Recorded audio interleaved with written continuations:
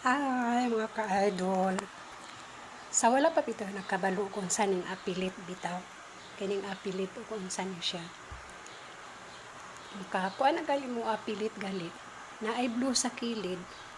Na ay blue sa kilid means nga monetize na mo sa apilit. Dahil kinahanglan sa wala po mo apilit na mo Shopee. Kay kanang inyong Shopee.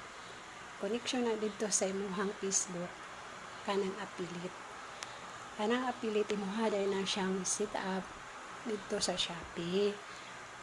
Sa kadaghanan bitaw sa nangutana sa kuha o sa nagpost pod di iPods na pag-unsa ang apilit kay daw siya kabalo. I-sit up ni muna siya kay active naman ang imuhang apilit.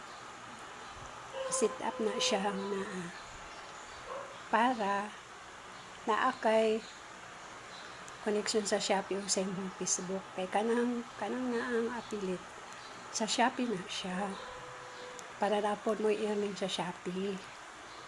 Dayon nana kay Shopee kung gusto ka mag-order dayon imong i-distribute diri sa Facebook kung sa nga product na nagamit ganahan nimo don imong nagamit imo pong i-share po din mo sa Facebook, share po din mo sa mga pag-uhay pa po na aron po sila makabalo o unsa na nga apilit na siya mga ka-idol sa pag-uhay pa na sa wala pa nakabalo